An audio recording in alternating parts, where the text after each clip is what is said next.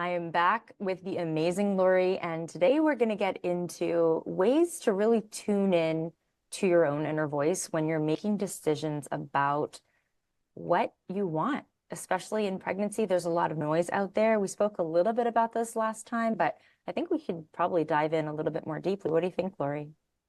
I think that's great. And understanding where the noise comes from. We're in definitely information age where we get bombarded with um, both online and books and podcasts like this. There's a lot of information, but we need to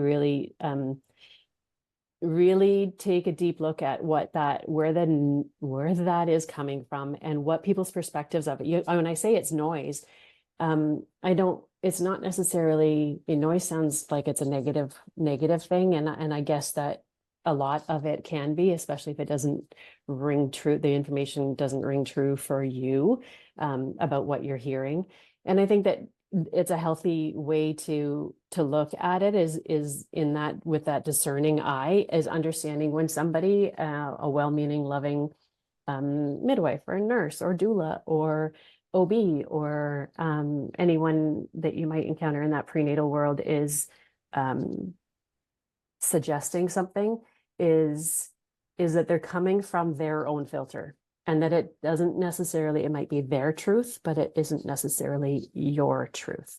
And so letting sometimes information come in and filter out in the middle. If you envision, like, if it's coming in one ear and in the middle, you're kind of discerning, okay, how does that sit with me? Can I be with that? How does that feel? And then letting whatever doesn't feel right or whatever doesn't resonate also leave as fast as it came in, and they're like, okay, that's their truth. Maybe because that is from a standpoint of their education. Maybe that's because of their past experiences. Maybe that's because of their possibly past traumas.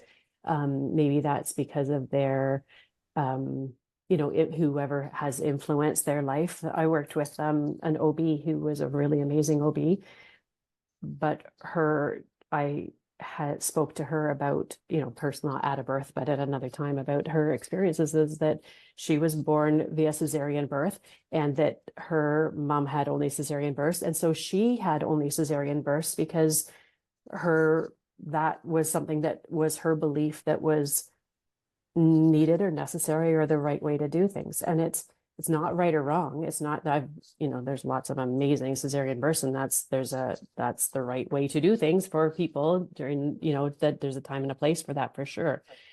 However, you have to know what people's filters are and where people are coming from. And that's with a lot of, respect. Your doula's opinion might not be your opinion, and it's okay to filter those out and discern what feels right to you, and then tune out any noise or frequency that you're not, that isn't right vibration for you. Oh, family members, I think, is a big one too. Family members and friends who maybe don't understand why you want to have a home birth or why fill in the blank. I think home birth is probably a really common one because it seems kind of risky for a lot of people, right? And so Mhm. I can feel like, what? Why would you do that, right? People don't understand. That can be with anything. It can be with how you feed your baby. It can be with how your baby sleeps and where they sleep. And this is what we did. This is what you should do. Getting back to being should on. Yeah. It's hard though. I mean, I think personalities too. I mean, I think a lot of us were raised to be, you know, good, compliant, obedient, nice girls. And if you kind of if you go against the grain, especially maybe not so much against your family, but especially against what is expected of you from care providers, like that's really hard for a lot of Mhm. people. And you know what? Everyone has an opinion, and it's even with, I don't resonate with everybody. And I guess the older I get, the more I speak my mind and say what is my truth, because it's really just my truth. If you don't like what I say, listen to somebody else. That's okay. Like, it's not, you don't have to be offended when somebody says something that doesn't resonate with you. It just means that that's their opinion. I Yeah. don't know if I'm allowed to swear here, but my husband always says opinions are like assholes. Everyone's got one. Yeah, I love you. Oh man, it's true. It's true. I offended somebody today because I called it a pancake booty. She didn't like that term. It was offensive. I was like, well, I'm not going to stop saying it. And we got to have a sense of humor about these things that That's happen. right. after we have kids, sometimes these things turn into pancakes and we got to Mm. just be able to laugh about it in the process, Right, building right. up the strength again. But yeah, you can't please everybody. That's not the truth. Um, oh gosh, there's so much here. Just the way that we can internalize stories as well. So for example, I mean, my whole life I remember my mom saying, "Oh, well, you've got these narrow hips." And I was a forceps baby, epidural. She had a fairly traumatic birth when I was born, and her kind of just assuming that, well, I had a hard time, you're gonna have a hard time too. Like you've Mhm. got those narrow hips and narrower than mine, and gosh, you better be careful. Like it's, what, just get the epidural. Like a lot of these messages, Mhm. I can imagine where a lot of women in particular would have been really impacted by that. Right. Well, you know what, Nikki, you can only dissolve issues like that if you resolve, or sorry, you can only resolve issues like that if you dissolve the truth where something's coming from. So that was what your mom's truth was, and her experience.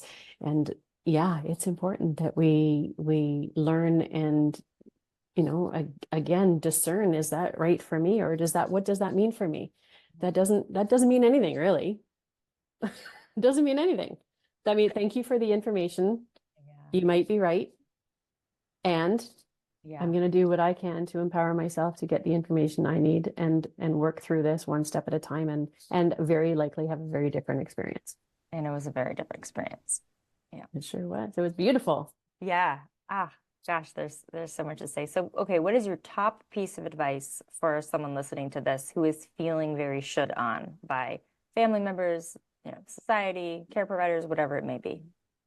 Top piece of advice is to get into a quiet room on your own and close your eyes and have time to tune out the noise and to sit for as long as it takes to get the answers that come from within as to what feels right to you. Oh, and the answers might not be the answer, like do this. It might be, yes, that feels right. Or it might be, oh, go to, Nikki's Instagram and look up this reel or whatever. Or it might be to, that take that next right step in the direction of either the information that you're looking for, or what comes through intrinsically. Now, I am technically a coach through the journey of intrinsic health. So I'm all about intrinsically tuning in. That's part of that. Maybe at another episode we can talk about how to make really educated decisions with your brain, using that brain analogy, Yes, and what that